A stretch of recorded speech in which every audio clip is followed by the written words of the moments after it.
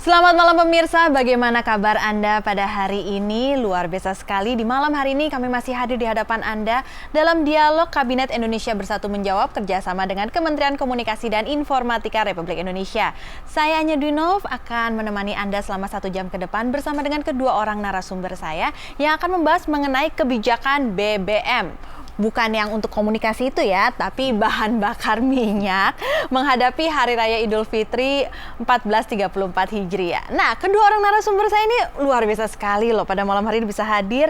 Yang pertama, beliau adalah Wakil Menteri ESDM Republik Indonesia, Bapak Susilo Siswoutomo. Apa kabar, Pak? Baik-baik aja, Mbak Anya. Terima kasih malam ini kita... Pasti begadang deh kalau memikirkan ini BBM. Ini pasti kan melihat bagaimana nih keinginan masyarakat dan bagaimana memenuhi harapan masyarakat. Ya, sebetulnya nggak perlu bergadang kan, kita rencanakan dengan baik gitu, sehingga kita masih bisa enjoy juga bersama masyarakat kok. Enak nih kalau gini kita korek. Seperti apa sih persiapannya sampai tetap bisa menikmati Hari Idul Fitri, tidak perlu sampai pusing sekali memikirkannya. Dan mendampingi Bapak Susilo sudah hadir di sini Bapak Rohmat Hadiwijoyo selaku CEO RMI Group, pelaku energi, dan ini dia yang paling enak nih, side jobnya dalang. Ini side job atau main jobnya nih sebenarnya nih. Apa kabar Pak Rohmat? Kabar baik, Mbak. Senang sekali bisa hadir di sini bersama dengan kami. Kalau kita berbicara mengenai kebijakan BBM menghadapi Hari Raya Idul Fitri 1434 Hijriah, saya ingin bertanya dulu kepada Pak Susilo. Ada perbedaan nggak sih Pak pada hari-hari biasanya dengan hari khusus seperti Idul Fitri ini?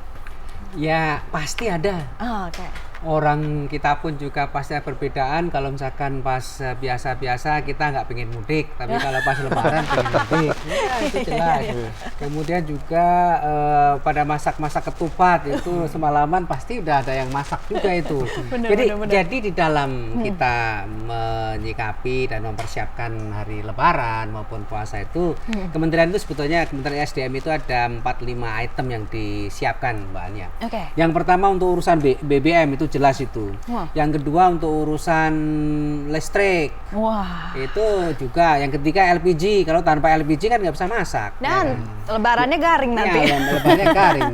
Kemudian yang keempat itu untuk urusan memperingatkan kepada masyarakat mengenai kondisi geologi daerah-daerah rawan, mana rawan longsor. Karena kebetulan kan tentunya di dalam masa-masa lebaran ini tentunya pulang kampung, banyak kendaraan, banyak movement lah terjadi, perbedaan satu tempat ke tempat lain, sehingga untuk kenyamanan kita harapkan bahwa masyarakat juga aware, waspada bahwa ada daerah-daerah tertentu itu yang ada sering longsor. Gitu loh, itu juga kita siapin. Ya, dari Kementerian SDM. Iya, sehingga semuanya kita siapin, kita sampaikan kepada masyarakat informasi yang benar, terutama kepada Pak Bupati dan kepada gubernur-gubernur supaya juga mengingatkan warganya. Nah, yang mana mau dibahas dulu? BBM dulu atau yang mana BBM dulu? dulu ini sangat menarik karena kan kita tahu baru naik nih harganya. Iya, sebetulnya baru naik ini kan karena kita udah sampaikan berkali-kali kepada masyarakat bahwa tujuannya adalah mengurangi subsidi supaya subsidinya itu nanti bisa dipakai untuk pembangunan infrastruktur. Jalan-jalan akan menjadi lebih baik sehingga kalau pulang-pulang mudik itu akan menjadi lancar, nggak macet, nggak bolong-bolong jalannya, nggak boleh bolong ya kan, pembangunan sarana-sarana yang lainnya. Tapi khusus untuk kesiapan dari BBM tersendiri, tentunya kita berkoordinasi dan meminta Pertamina sebagai pelaku untuk penyedia BBM itu harus siap itu. Karena biasanya itu kebutuhan BBM baik premium maupun juga solar, kemudian juga Pertamax ya itu naik itu. Karena semua pada jalan. Iya, semua pada jalan. Nah, tapi fenomenanya begini, pada hari-hari H-sekian gitu premium itu naik. Karena rata-rata kendaraan pribadi pemakaiannya itu kan bukan harganya ya, pemakaiannya tetap seperti itulah gitu loh. Jadi naik karena orang udah mulai berangkat pulang nih. Seperti hari 5 hari yang lalu kan udah naik nih.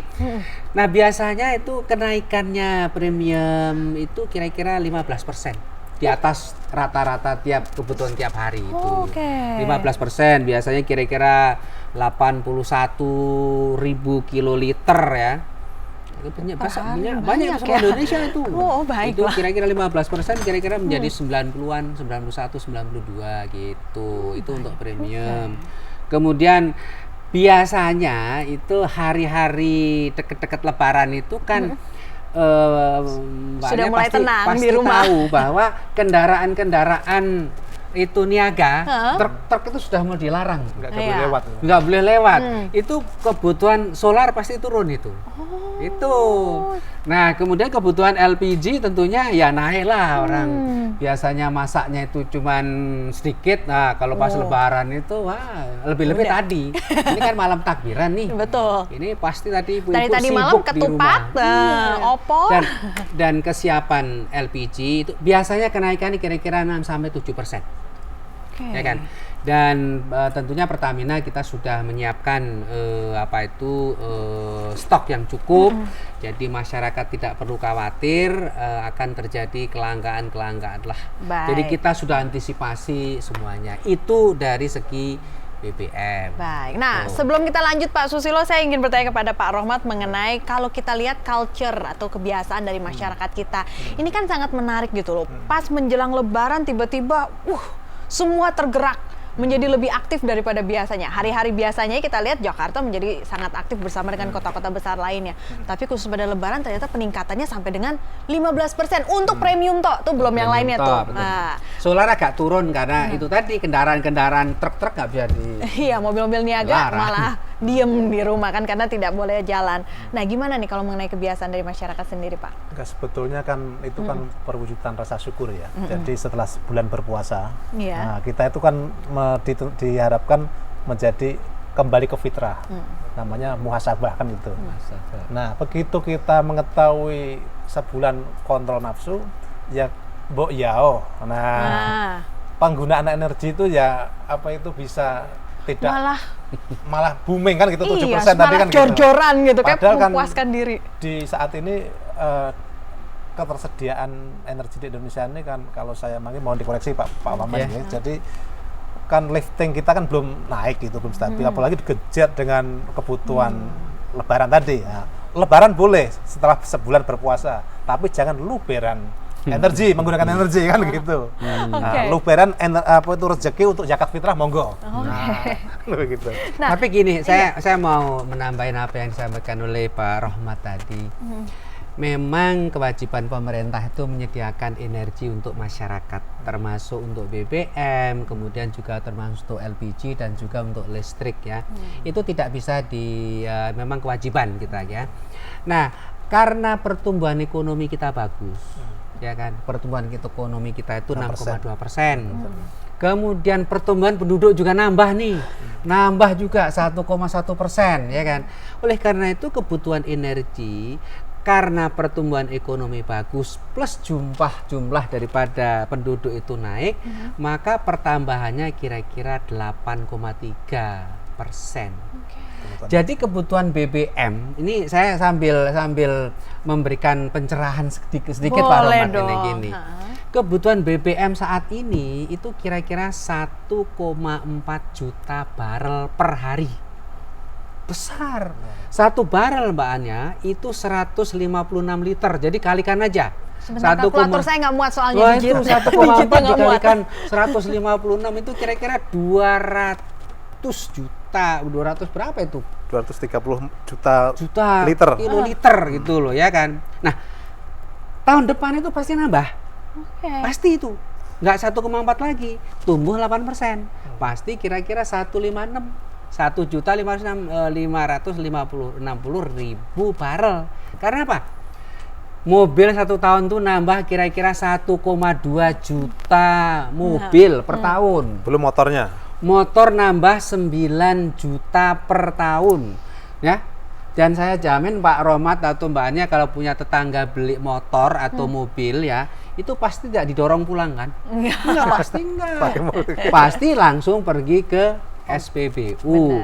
ngisi bensin, Iya. ya kan? Yang jebol kuota, Iya. ya kan? Oke. Tuh, tapi kita seneng karena ada pertumbuhan ekonomi. Yang pusing 7 keliling memang ya ESDM gitu loh, Pertamina gitu. Jadi kebutuhan-kebutuhan tersebut memang diantisipasi.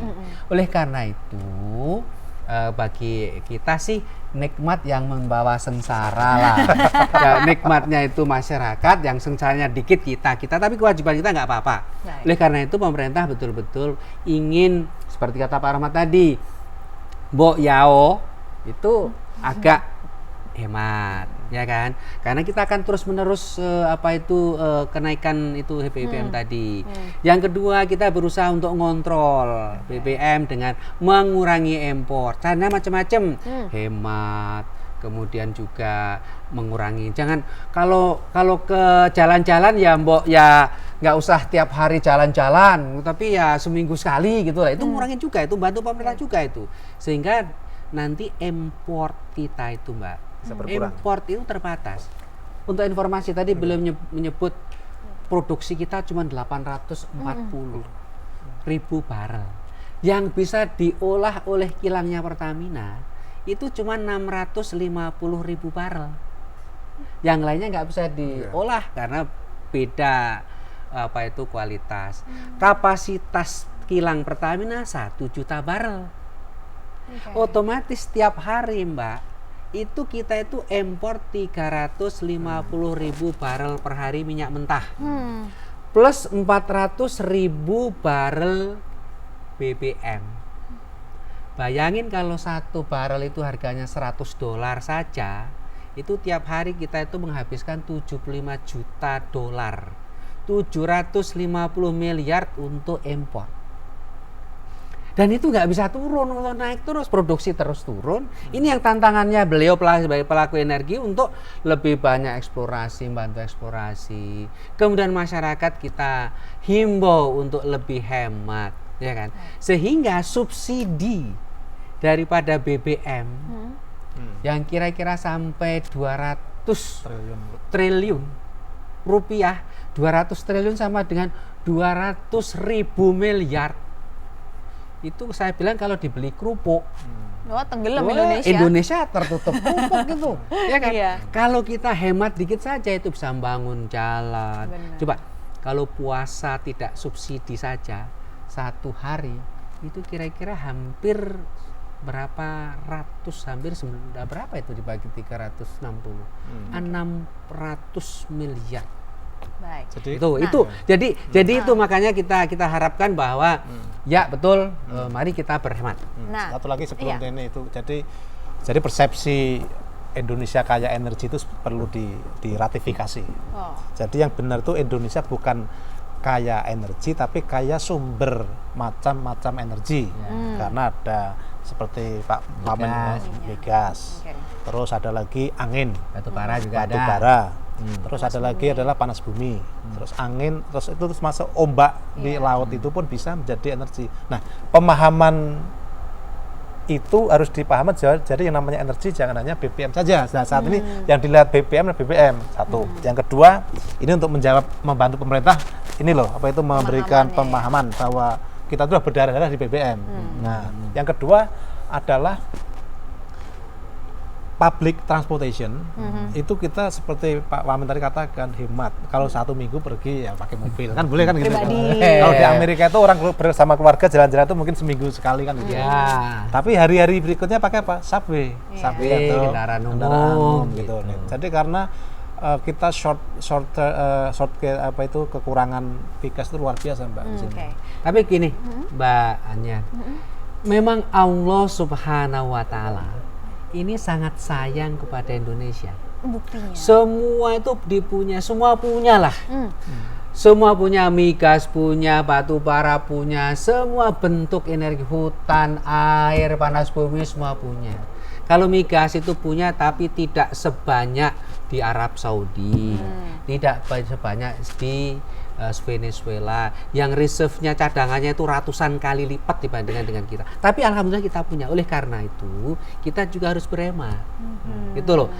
cara penghematannya ya dengan syukur kepada Yang Maha Kuasa dengan cara berhemat. Baik. Itu yang harus kita berbudayakan gitu, Mbak. Tapi yang menarik juga kalau kita lihat peran swasta dalam hal ini, kan kita tahu Indonesia sudah membuka pintu untuk brand-brand di luar Pertamina. Apakah itu membantu atau sama saja sebenarnya? Gini, peran swasta kayak Shell, kayak Total itu kan sebetulnya membantu Pertamina untuk memenuhi kebutuhan BBM dalam bentuk retail gitu kan. Sebetulnya ya jelas membantu karena kan Pertamina sendiri kan juga bekerja sama dengan swasta, dengan Hiswana Migas untuk mendistribusikan BBM. Tujuan Pertamina itu mempunyai dua tugas. Tugas pertama adalah juga menjadi PSO, Public Service Obligation. Jadi mendistribusikan kira-kira 99% daripada BBM bersubsidi kepada masyarakat. Karena kan ada yang disubsidi seperti premium dan solar, tapi juga ada yang tidak non subsidi seperti Pertamax gitu loh. Nah, perusahaan-perusahaan yang lainnya itu mereka hanya boleh menjual yang non subsidi gitu. Itu pun juga terbatas ya, karena demikian ada dua keuntungan.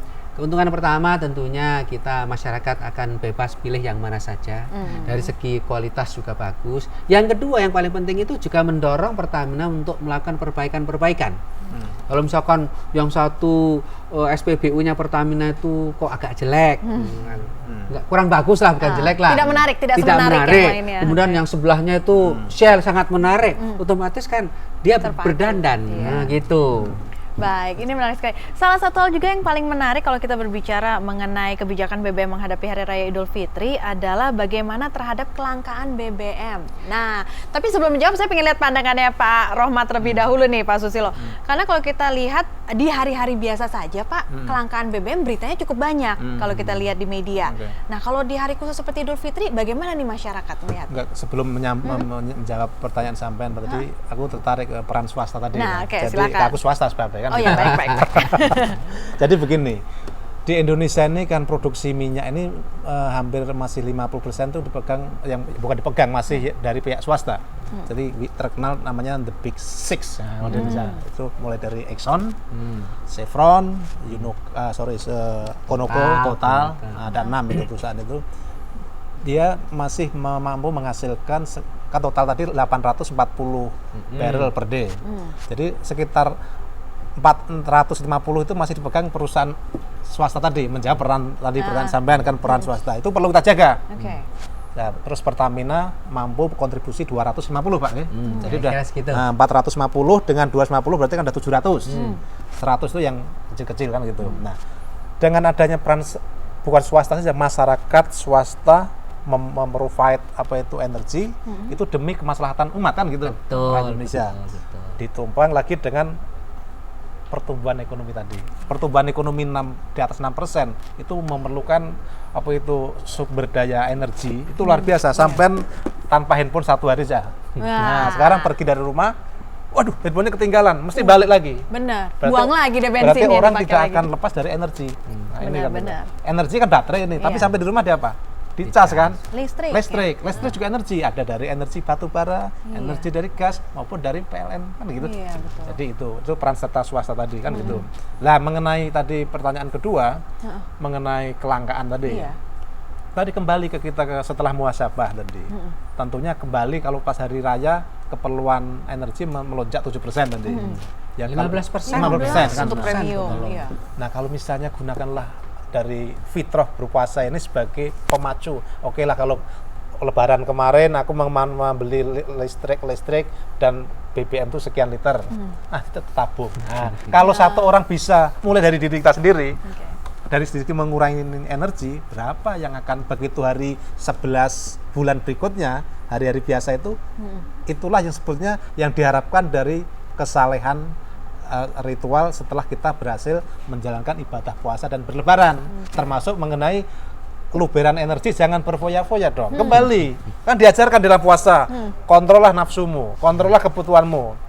Sekarang kalau mau lebaran kurang seminggu, yang ramai bukan di masjid sekarang itu, di mall. Oh iya betul. Itu parkir itu macet. Aku kemarin mau lewat Grand Indonesia 1 jam masuk. Tanah Abang itu berapa bensin yang sudah terbakar for nothing. Iya. Nah, inilah sebetulnya peran alim ulama, peran masyarakat termasuk TVRI ini iya. memberikan cerahan. Ini Pak Wamen sudah tahu sendiri, peta menyediakan minyak luar biasa begitu, peran swasta digenjot. Nah, tapi mbok ya lagi kan itu sebagai ya benar tanggung jawab penyediaan energi tanggung jawab pemerintah, tapi kalau sama-sama antara pemerintah dan masyarakat sama-sama tahu, wah pemerintah kesulitan bayar subsidi dong, aku tak hemat aja, aku dompeng aja mobilmu dong, pakai sampai dong. Nah, mulai dari yang kecil dulu, dari sudut kecil inilah nanti akan tertanam bagaimana kita bisa save energi. Oke, Itu baik. sangat menarik apa yang disampaikan oleh Pak Rohmat tadi. Memang intinya itu adalah penghematan. Mungkin salah satu hal yang dikampanyekan, diminta kepada masyarakat. Penghematan itu bisa nomor satu juga membantu diri sendiri, membantu keluarga. Kalau misalkan ya katakanlah itu, coba pagi-pagi kalau misalkan nggak perlu lampu dimatiin. Ya. Lampu dimatiin, kemudian kamar-kamar yang tidak ada AC, yang ada AC-nya siapa yang udah punya AC ya dimatiin, diperlukan saja, yang sangat diperlukan saja, kamar mandi segala macam, pemanfaatan listrik tadi dikurangi. Kalau itu dikurangi, impact-nya nomor satu, pembayaran bulanan pasti turun. Enaknya. Enak, bisa disimpan. Yang kedua, otomatis PLN ya tidak perlu membangkitkan listrik yang terlalu banyak. Karena kalau pembangkitannya naik, otomatis BBM yang dipakai untuk membangkitkan naik.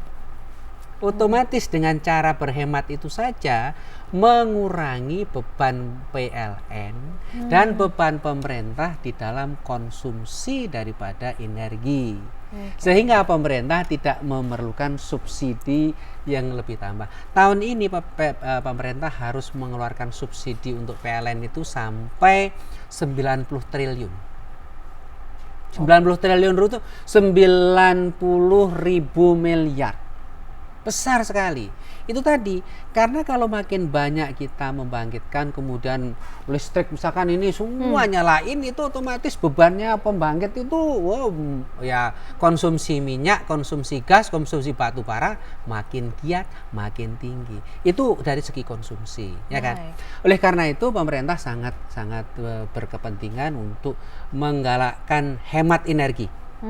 Termasuk juga tadi Pak Rohmat sampaikan, yaitu tadi macet di jalan ya, itu kan juga membakar BBM yang tidak ada gunanya. Tapi itu kan nanti kita bisa ini, kalau misalkan sistem transportasi umum sudah bagus, itu ya mudah-mudahan akan ini sehingga traveling masyarakat kita itu akan bisa dilakukan dengan kendaraan-kendaraan umum. Kita tidak melarang masyarakat untuk berpindah traveling jalan-jalan, tidak, tetapi tolong dipikirkan juga yang efektif. Iya. Itu yang kemudian peran swasta itu jelas tuh Mbak Anya. Peran swasta itu sangat penting karena kalau negara sendiri tidak akan sanggup ngebor, kemudian mencari minyak, mencari gas, nggak akan sanggup.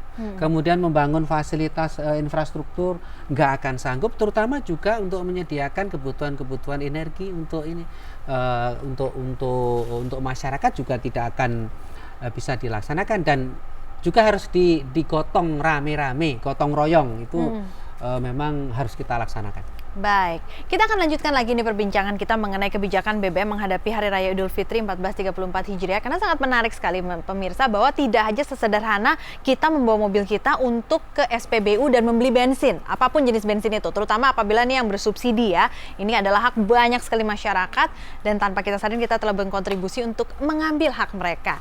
Nah, ini sangat menarik sekali bahwa ternyata tidak hanya sekecil itu, tapi lebih luasnya lagi, listrik pun bisa menjadi hal yang kita jor-jorkan yang membuat kebijakan BBM pada hari Idul Fitri menjadi masalah untuk jangka panjang apabila kita tidak melakukannya secara baik dan benar sebagai masyarakat.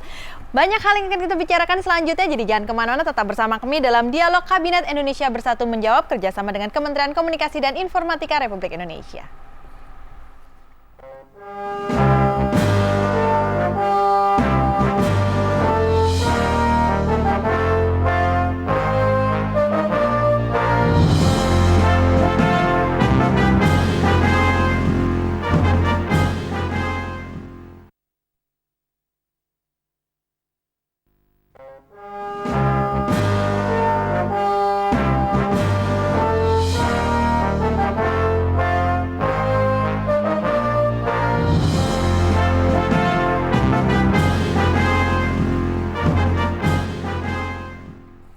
Ya, kembali lagi di Dialog Kabinet Indonesia Bersatu Menjawab kerjasama dengan Kementerian Komunikasi dan Informatika Republik Indonesia. Masih membahas mengenai kebijakan BBM menghadapi Hari Raya Idul Fitri 1434 Hijriah bersama dengan Wakil Menteri SDM Republik Indonesia Bapak Susilo Siswoutomo dan juga Bapak Rohmat Hadiwijoyo selaku seorang dalang tapi juga pelaku energi, CEO dari RMI Group. Tadi ada satu pertanyaan yang sangat menarik yang akan menjadi kekhawatiran bagi masyarakat nih Pak Susilo. Kalau kita berbicara mengenai kelangkaan BBM, aduh kalau di hari-hari biasa media tuh menyampaikannya sangat mengerikan, antri panjang. Sangat mengerikan, diulang-ulang lagi. Itu dia. Ya. Jadi untuk khusus untuk persiapan Lebaran kali ini memang kita betul-betul instruksikan kepada Pertamina untuk persiapan yang betul-betul matang. Kelangkaan harus tidak terjadi. Kemudian dengan jalan semua depo-depo dipenuhin. Kemudian juga ada terpaksa. Tadi kan kita terpaksa harus impor tuh. Impor juga kita tambahin ya, sehingga tidak akan terjadi kelangkaan. Kalau terjadi antrean-antrean itu sebetulnya ya ada kalanya kan di dalam satu jalan ada kalanya kan saking banyaknya yang mudik itu kan memerlukan waktu untuk ngisi. Apa boleh kelangkaan bukan antrian bukan berarti minyaknya habis. Itu loh. Tetapi hanya karena saya yakin hanya karena memang volume daripada yang ngisi itu terlalu banyak. Dan biasanya ini selalu kita antisipasi ya, kalau misalkan memang kecuali kalau terjadi kekurangan itu kita mempunyai beberapa task force ya, mobil-mobil tangki standby kita siapkan, tangki-tangki juga kita siapkan sehingga jangan sampai satu daerah itu terjadi kelangkaan. Kemudian juga remote kita juga mempunyai semacam satgas di kantor SDM, kemudian di kantor Pertamina Pusat dan juga di seluruh kabupaten itu ada. Dan kita mempunyai sistem online juga sehingga kalau misalkan ada apa-apa kita langsung telepon Pertamina langsung mengantisipasi dari depo-depo terdekat. Jadi semua termasuk juga di luar Jawa. Di luar Jawa kan juga mobilitasnya kan juga tambah itu. Juga termasuk penyeberangan dan sebagainya. Jadi kelangkaan insya Allah bukan karena nggak akan terjadi. Ya kan? Kemudian antrian tentunya juga kita harapkan hanya karena terjadi kebanyakan volume kendaraan yang antri. Baik. Ya. Nah, itu termasuk LPG juga kita. LPG juga. Jadi ibu-ibu tidak perlu khawatir bahwa akan langka, dan kemarin ada isu kenaikan ya nggak usah dipikirin dulu lah. Sekarang kita puasa, Lebaran dulu. Udah ini besok Lebaran ya kita bersilaturahmi dan bermaaf-maafan besok lah gitu. Baik. Nah, menariknya tadi Bapak menyampaikan bahwa kenaikan konsumsi terhadap premium yang sering digunakan mencapai 15%. Berarti kalau diangkakan nih Pak, berapa ribu liter sih penambahan pasokannya itu? 15% kira-kira 80.000 kiloliter per hari. 80.000 itu kiloliter penambahannya? Enggak, Itu satu yang hari rata-rata itu kira-kira 80.000 kiloliter itu sampai kira-kira 80 juta liter per hari.